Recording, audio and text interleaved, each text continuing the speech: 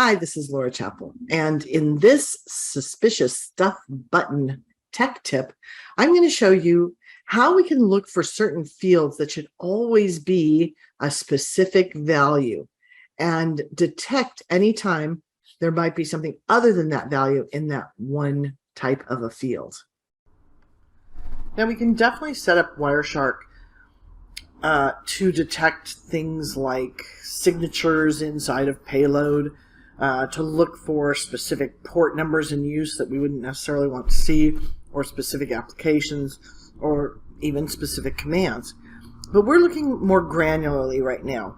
I'm going to be looking at reserved bits.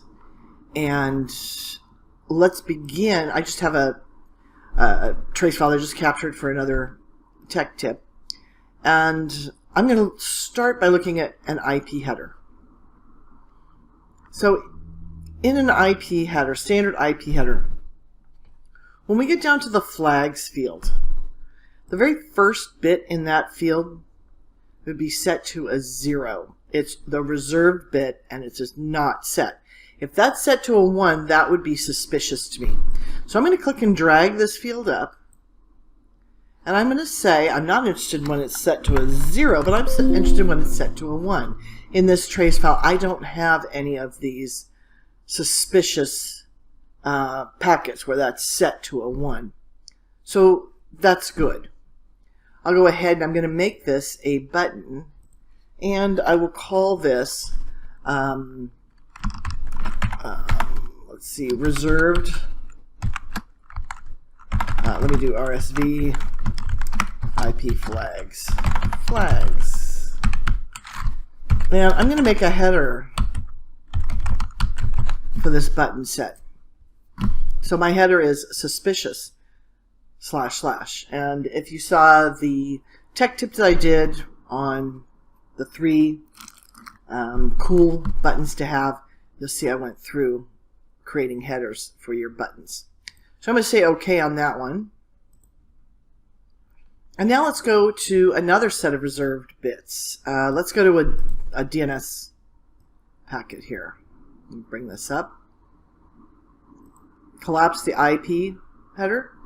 And now I'm looking into a DNS query. And in a DNS query, we have this reserved bit right here. I'm going to click and drag this up and say I want to know anytime that is set to a 1. And in this trace file, I don't have any of that suspicious traffic.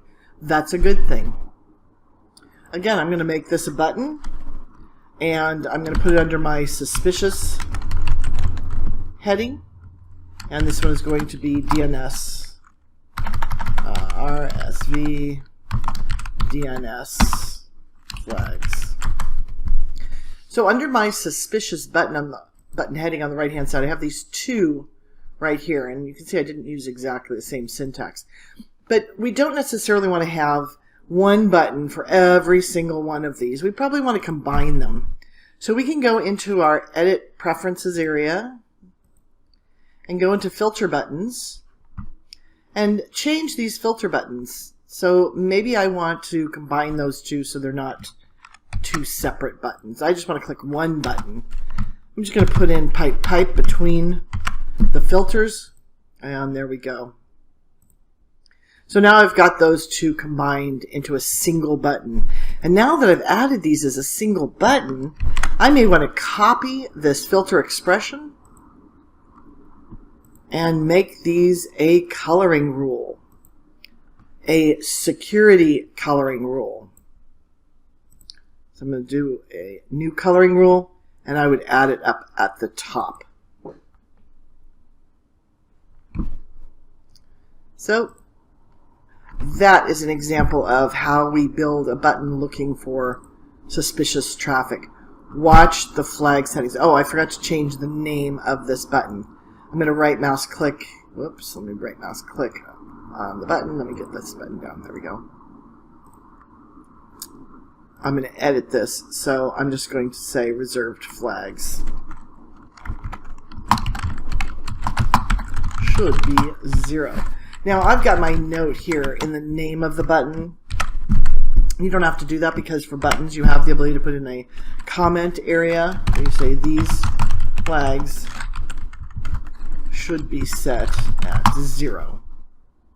And when I say OK, now when I bring up one of these, if I hover over it in the tooltip, the comment will pop up on top, and then the syntax for that button will show up underneath that.